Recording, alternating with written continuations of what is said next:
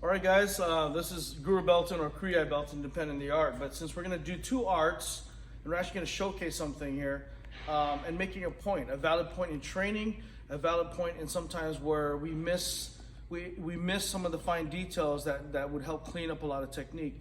A lot of times when instructors say exaggerate the movement, especially when you do stick and knife, exaggerating the movement is to put muscle memory, getting those big, nice motions so that we can make it more finite, right? When we pad hold too, sometimes instructors will say, okay, let's work with the jab. So jab, okay, jab. So we're meeting that about 85%, 15%. So we're kind of just pang, we're timing, pang, right? Pang. So we tell our fighters or people who are striking, like, punch through the pad, because if he was just touching the pad, just go real fast and touch, tap, tap. Literally, I'll stand here. That's how much I trust him, and he'll just tap, tap. Come on, touch me, tap. There you go, tap. That's not a threat, okay? But if I'm here and I say punch through the pad, boom. So he's aiming not here for the target, he's aiming actually for this hand. See, right there.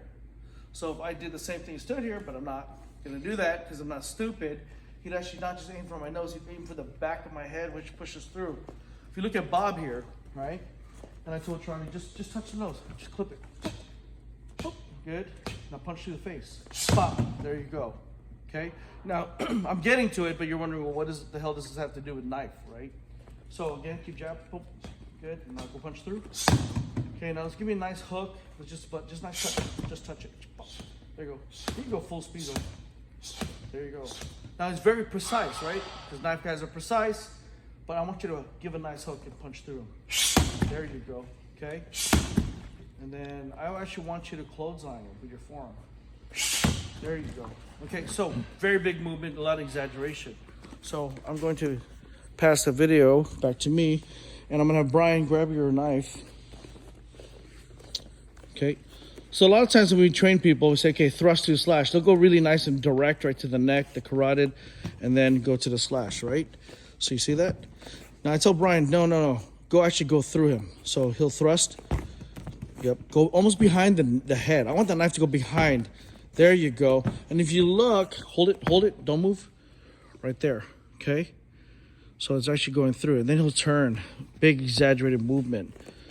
You see a lot of people like to get real fine, you know, like, yeah, I trained, I would hit the tree leaf 1,000 times and just touch the leaf with a stick. Hey, I'm knocking it down, but I've done it, okay? It's the same thing. Charlie, get back on. You got Charlie throwing a hook, he just clips him nice and clip. Actually, I want you to throw a hook and just touch his nose to the hook. All the way through. Let's see if you can just be, yeah, let's see if you can, nice little game here, right? Now, hit his cheek. Good. Hit through it. Good. And then go ahead and go punch back of his head with the hook. There you go. Now go forearm right to it. If you look at Chumande and then Guru Ed, shout out to you, Manu Chumande, I can take that knife away and we use what we call clubs and hammers. Well, we got a club. It's Brian's forearm, right? Club. There you go. There you go. And a lot of, people Silat, we train our forearms and just hit hard. So same thing too. In the same way too, try to get in the bag. Okay. Round kick touches the bag. Like, just touch it nicely with your shin. Just tap. Oh, like we're talking like tap. There you go. Oh yeah, look at that. Really fast. Now try to kick through the bag where, hold on. Instead of in this side of the bag, I'm asking Charlie to aim for this side of the bag. Kick through the bag. Nice. Kick through the bag. Nice. There you go. So, case in point, when we train sometimes, we have to be mindful of how we train, and gross motor patterns are even better than intricate patterns. So if Charlie, can you hold his phone? And I might be jumping ahead here, but if he, so he just had shoulder surgery. I'm gonna have him stab with his left arm.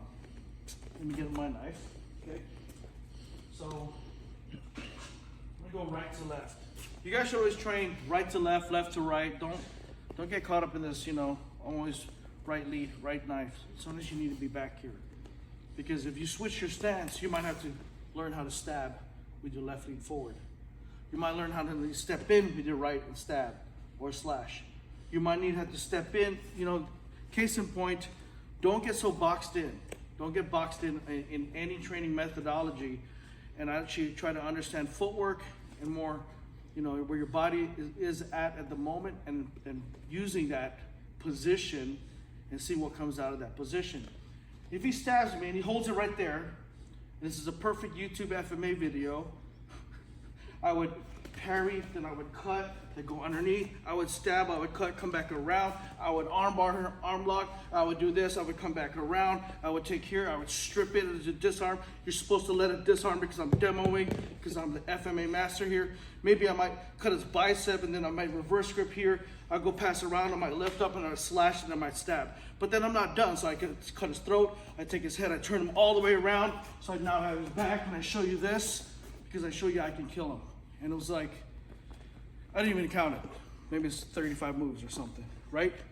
Yet the most simplest thing we can do is hollow out, stab, parry, but we don't address other things too, okay? So I'm getting off subject here, but the point is we get so, you know, with the fine details, so caught up in these fine details, we don't realize sometimes the big pattern of just coming over the top, right? Some big movements. When I come here, I might check, I might just go right here. Okay, instead of going, well, I need to just kind of get right there because I know that's where the carotid is, and if I could nick it perfectly and I cut through, you'll bleed out. You die. I know I can do that. Rather, I might not even have a knife and just clothesline them because it's the same move. Bang, right? So sometimes it's good to take your FMA and do some striking, right? Sometimes strikers need to get some sticks and get finesse with the full movements of things so they can get their full range instead of like, pop, pop, pop, pop, pop, pop, pop, you know? So don't neglect other arts. Don't, you know, don't discredit or discount it, and not be open-minded. Be open-minded to seeing movement in general, because I can take Charlie, okay. And like you saw in the Luke the Chef, try to grab that knife. Yep. Put it in your left hand. Okay, let's go up to Bob here. I don't care how you hold it. You're not a trained knife guy. You do a lot of FMA? Practically zero, right? Okay, so I want you to just jab Bob. Boom, see? But now he's like, I gotta get the point exactly to his face and blah, blah, blah. But let's do this. Let's do a reverse grip. So flip the knife over, edge out. There you go.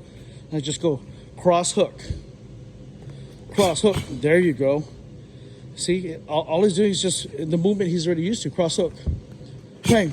Nice. Cross hook. I want you to go cross hook, back fist.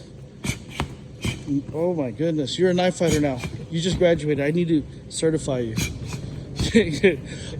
Cross hook, sokatum, or basically Cuban uppercut.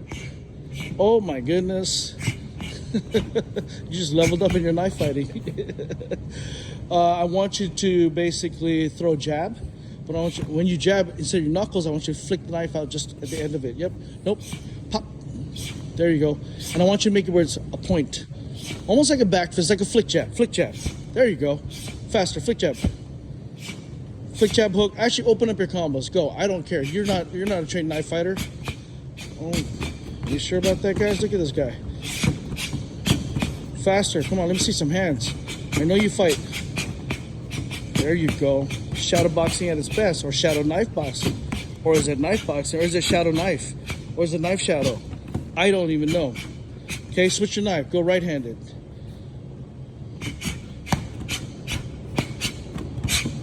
Add a kick when you want. Good. Add a knee if you want to. Good. Add elbows. Look at that. Oh, he's clinching. Did you just clinch with a knife?